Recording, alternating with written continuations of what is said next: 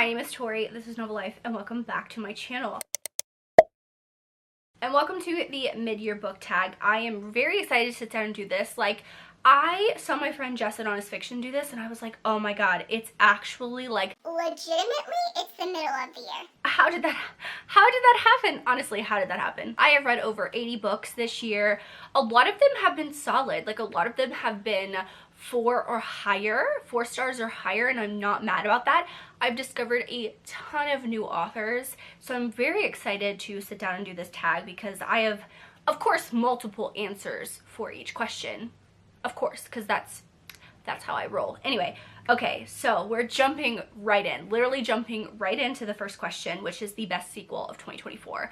So I haven't read a lot of like new release sequels, as you'll see from like new releases I haven't read yet and like anticipated releases, but the two that comes to mind is Glow of the Everflame by Penn Cole. I really like the second book in this series. It's one of my favorites. I love Luther. I just felt like he was such an interesting character. He's one of my book boyfriends, which is another question on this list. I really liked our female character. I loved how she developed in the second book. Now I haven't moved on to the third book yet because that's like 1,000 pages on Kindle. Yes, 1,000 pages, and that's a lot. I just haven't committed to that type of like fantasy romance, you know what I mean?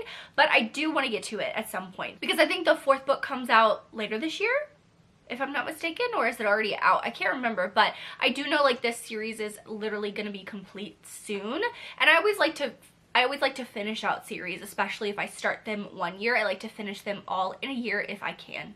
But I really liked the female character in that book. I loved how the twists and turns that happened in book 2, you really didn't see it coming from book 1. So I just felt like it was an overall really good fantasy romance. The other sequel that I read was House of Sky and Breath, which I do have the physical book. It's just underneath a bunch of books sitting next to me.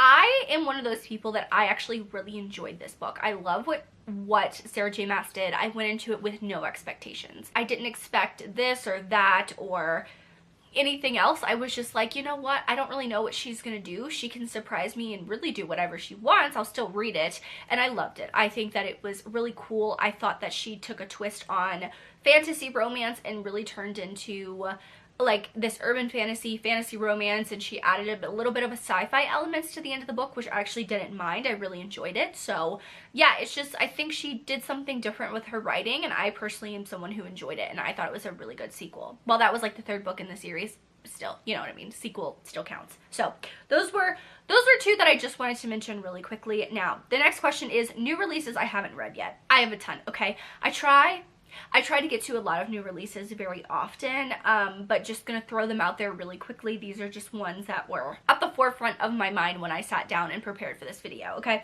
Savor It by Tara DeWitt. I really wanted to read this book. I want to read it for like a Worth the Hype video because I think I read one other Tara DeWitt and it wasn't my favorite, so I'm interested to see if I like this one. That one literally just came out, I think in May or June, if I'm not mistaken. Collide. I am still waiting on my audiobook hold for this. That is the most frustrating part of having a library card, is that my library card has a lot of releases and a lot of new releases and a wide variety of books, but the wait is always so long. So I'm still at like 6 weeks for this book. So I hope it comes during the summer because it's on my summer TBR.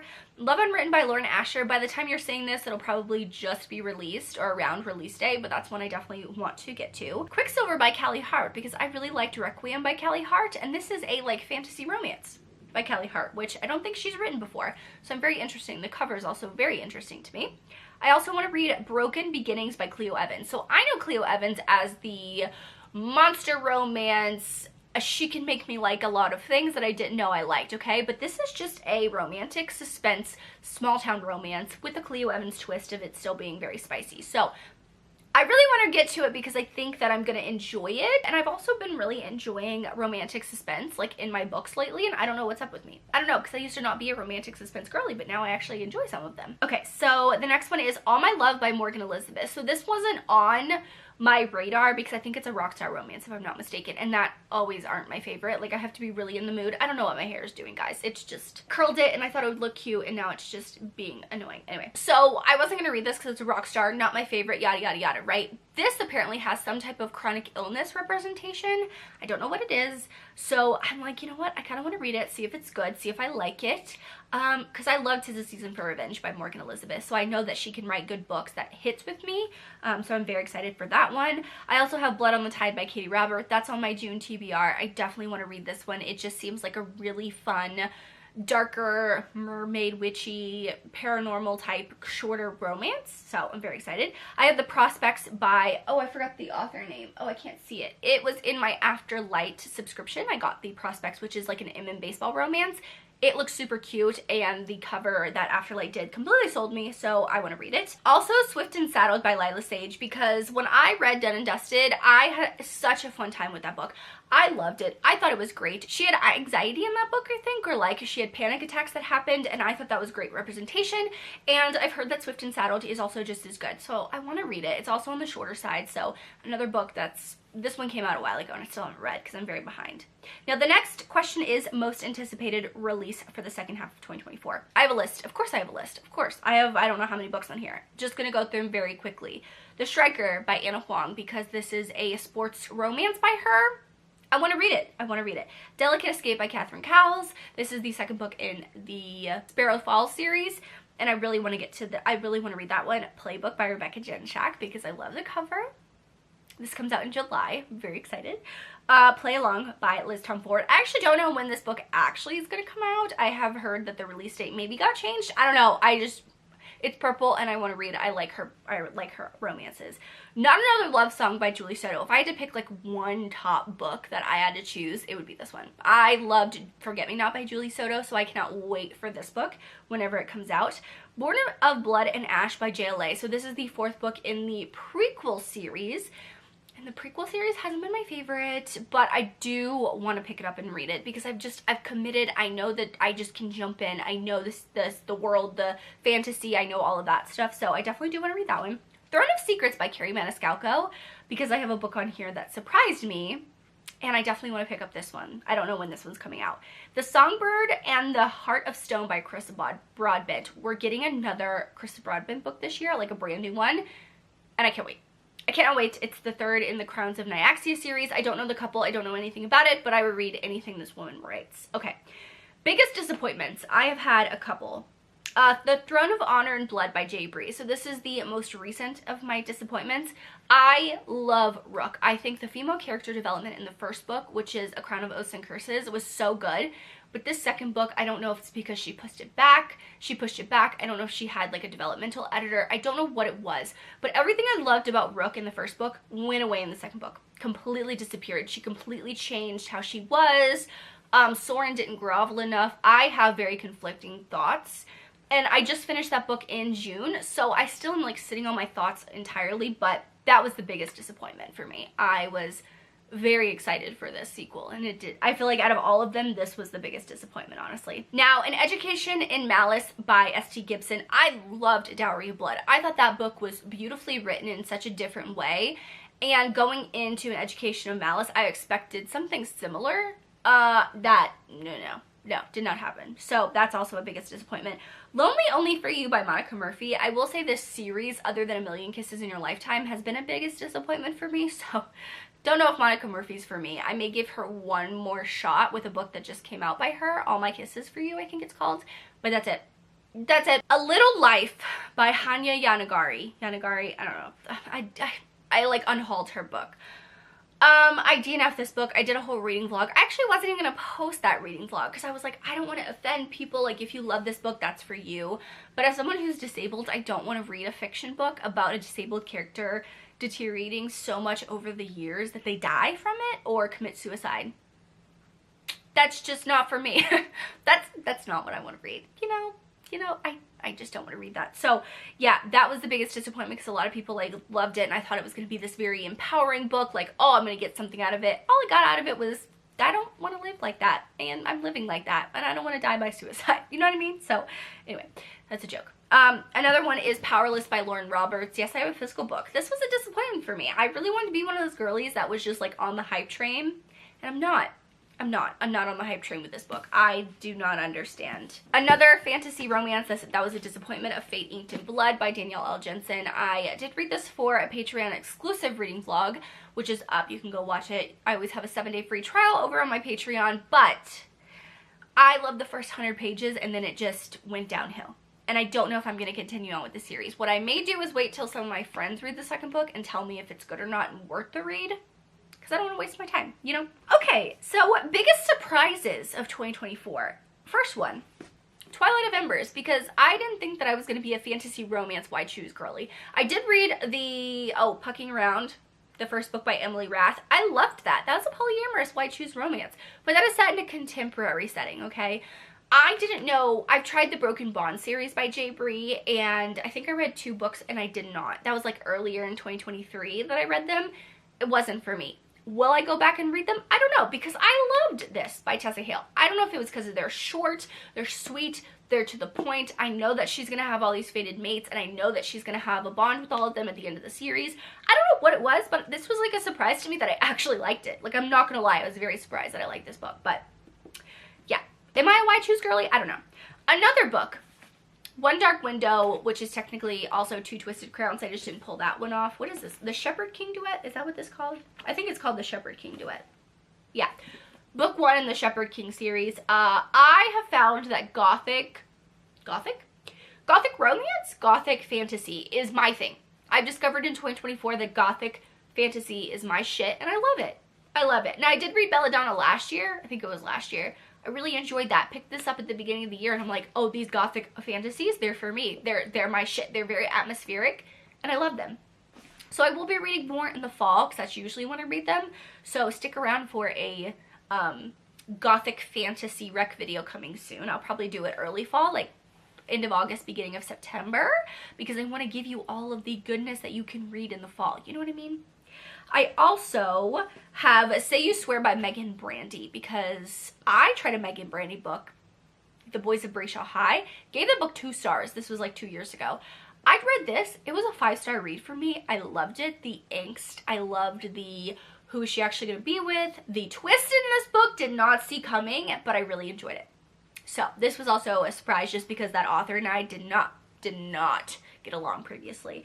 Now another one that goes with one of the new releases I'm very excited for, Throne of the Fallen by Carrie Maniscalco. So I think all of these books, not all of them, but the last 2 books, it's all because of the author, because I've previously tried them and they did not work for me. So I tried to read the Kingdom of the Wicked series. I tried book 1 in that. I think it's just called Kingdom of the Wicked. DNF that book. Hated it. Hated that fantasy. So young adult. So I didn't like the characters, but this book, I gave this one 4 stars. I was thoroughly surprised. It's a little long, but I still really enjoyed it. I loved the adult fantasy aspects of this, and that's what I wanted, because I didn't mind the writing of Kingdom of the Wicked. I just hated the characters, and I was not going to read something like that. But this book, adult fantasy, me and her, we're like this. So, very excited for the next book in that series. Now, I've had a couple, I have like a whole printout right here. I have a couple new favorite authors, and a lot of authors, I've read a lot of new to me authors this year, and I have found some favorites. So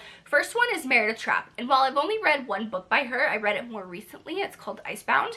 I really liked the mental health rep, and I liked the kind of like rom-com, but not really rom-com. Like, the character's quirky. Our female character is quirky, and I like how obsessive the hero was.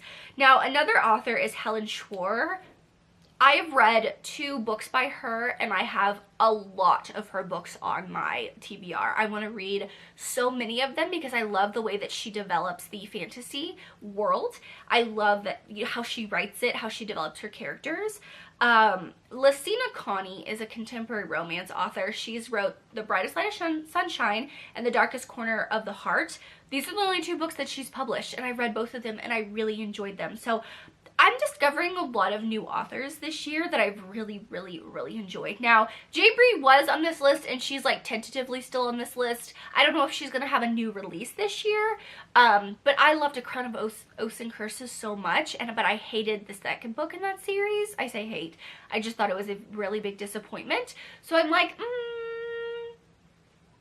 I don't know where I land. Like, do I need to try the Broken Bond series? Because I know a lot of people love that. I don't know. You can let me know in the comments down below on J. Bree how you feel about her. Now, I have 2 books that made me cry. Funny Story by Emily Henry. This one actually made me cry for different reasons, but I just related to the characters so much. That like it just caught me off guard. Like I was getting my nails done and all of a sudden I was like, oh my god, tearing up like she was doing my nails, and I was like leaning back trying not to have the tears fall. And the ending also caught me off guard. I like the way that Emily Henry writes her stuff. I don't know what it is. You can call me a basic bitch. I'm okay with that. I'm okay for liking Emily Henry. So if you want to call me a basic bitch, that's okay. But I did cry in that book. And of course, House of Flame and Shadow. I cried the last 100 pages, 200 pages of that book because you go on a damn roller coaster with her. I'm not gonna lie, you really go on a roller coaster with her. Now, book boyfriends. This was fun to put together because I've had a lot of 5-star reads and that I didn't want to talk about, or like I haven't really talked about, or like, I don't know, I've just read some really good books that I love. The book boyfriends. First one is Romeo from Loving Romeo, because oh my god, not only is he's a boxer. Okay, I love a fighter. But I also love how just like obsessive and protective he was over Demi in this book. Like how immediately he was like, I hate her, but she's a woman and I have respect for that. So I'm still gonna make sure she's protected. Oh my god, I love him so much. Also, Ford Grant from Wild Love. I love how he just turned into this like pile of mush for his best friend's little sister. You know what I mean? Like he is so just, you need something, here it is. He does something in Wild Love that I don't want to spoil because it's not a surprise, but it just like, it's towards the end of the book. But he does and takes care of something for a female character, and I was like, done, I love you. And I did mention Luther from Spark of the Everflame because he is like the ultimate, I will patiently wait for you till the end of time type of thing, and I will wait for you. And I freaking love that. I love that. So I have 3 books that made me happy. Unsteady by Peyton Corinne. This is actually a reread. I read it last year. It's one of my favorite books of last year, but I love this book and it just makes me happy that I have a romance book that has such great mental health rep in here that I can relate to, and I want more people to read it. A Photo Finish by Elsie Silver, because if you know what happens in the twist in this book, I reread this book recently too via audio. Oh, I love this book. It reminds me why I want more people to read this book by Elsie Silver. Like, I know she has a lot of books coming out, and I know she has more popular books, but this is such an underrated book I want more people to read. And Fear the Flames by Olivia Rose Darling, because this was my first 5-star of the year, and this was also my first full finished read of the year, and it was 5 stars. And I love the dragons. I love a female character. Oh, I love her female character so much. I want to reread this so badly. I loved it so much. The most beautiful book I bought this year. This one's hard because I don't know if I actually have like the most beautiful, because I have a lot of special editions. You know what? I can't choose. I'm not choosing that. I'm skipping that question because I can't. Books you want to read before the end of the year. Literally all of them. Do you see these shelves behind me? Do you see these shelves? I want to read all of these books, because I have not read all of these books. I want to read everything all the time. My Kindle is full of books. My bookshelves are full of books. My Amazon wish list is full of books. My Amazon cart is full of books. I want to read every book all the time, but that's literally impossible. That's literally impossible. These are the top books that I've read so far this year, so I'm going to go through them really quickly because I actually own physical copies of all of them now. Okay. The Women by Kristen Hanna. This is a book that's been in the top of the Kindle store since it literally came out. But if you're looking to get into historical fiction, I would highly recommend this one. I do love it. It is graphic. It is very hard to read at times, but I think it's so important, and I love the way that Kristen Hanna told this story. I'm trying not to spend a lot of time on these books, okay? Oh my gosh. House of Flame and Shadow. I've already talked about this like 4 times, so we'll just put that one there. Fourth Degree by Nikki Castle. This is a book that took me off guard because I'm a Nikki Castle stan. I love her to pieces. And Two Fights is my favorite book of all time by her. And this book, depending on the day, takes the spot. I loved this. If you're an older child, if you're an older sibling, specifically the oldest daughter, you are going to connect with our female character so much in this book that, oh my god, I want more people to read it. Okay? Of course, Wild Love by Elsie Silver. I do really, oh my god, look at this edition. I love this book so much. I really love this book. I think that this is like peak Elsie Silver writing, and I'm not mad. I'm not mad with how well done this book was, and I'm not mad that I'm a basic bitch for loving it, okay? I'm not mad, okay? Now, 2 other ones I want to mention is because I just love these people so much. Bring Out by Rebecca Jinshak. I love her. Love that book. Cannot wait for the next book. And Fragile Sanctuary by Catherine Cowles. This is my favorite Catherine Cowles of all time. I've read almost all of her books, and this is literally my favorite. I don't know what she did with this book, I literally don't know what it is about this new series, but I'm loving it. I love this book so much. I love the found family. It's so different. It's so unique. Oh, I feel like I could talk about this book so much, literally. Now, the last question, well, second to last one, is channel goals. So I feel like I've actually been hitting my goals that I set for 2024 pretty well, actually, with posting different content and keeping up with my minimum 2 times a week content, and then a vlog maybe on Sundays for you guys. Now, one thing I'm trying to do more of, if you haven't noticed, is incorporating my day-to-day life, like my actual how I am every day, and being more personal with you guys and opening up more. I wanted to save that for my Patreon, and I'm very open on my Patreon, but I want to find a middle ground between that and like not showing you anything on this channel. So when you see vlogs of mine, they'll definitely be more personal. I want to start doing weekly reading vlogs in July. Not every single week, because vlogging can be a lot.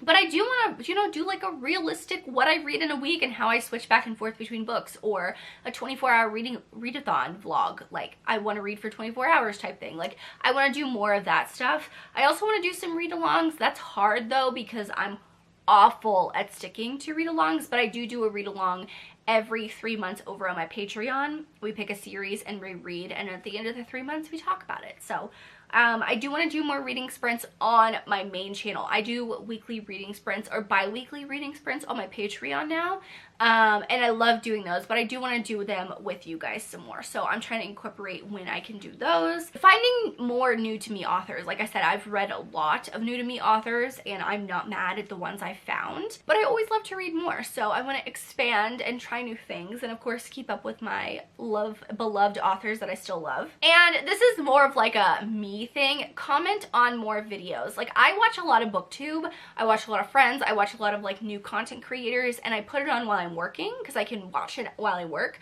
and I forget to comment. So I want to comment more and be more interactive that way, to like show my friends that I'm actually watching your videos, but also show like other content creators that I support them. And that could be like bigger content creators that I just find and I like their stuff, or like smaller content creators where I'm like, yeah, I'm watching your stuff and I really enjoy it. Like, keep it on, you know what I mean? So anyway, the last one is tags. I'm tagging anyone. I'm not tagging anyone specific, because I don't know. I just don't do that. I don't know. If you're watching this video, if you're a friend of mine, you know who you are, and you want to do this, do it. I highly suggest, because I am nosy and I want to see what your disappointments are. I want to see what you're reading. Like I said, my friend Jess from Honest Fiction, she didn't tag me. She said if you're watching it, you're considered tagged. So I mean, I guess I was tagged. She was the one who made me want to do this video anyway. So I'm nosy. I want to see all the things that you've read this year. But that is all I have for today's video. For an emoji, drop me a fire emoji, because we're in the middle of the year, and that's crazy to me. But thank you guys so much for watching. Make sure you like and subscribe for more content for me. As always, I hope you're living a novel life, and I will see you in my next one. Bye guys.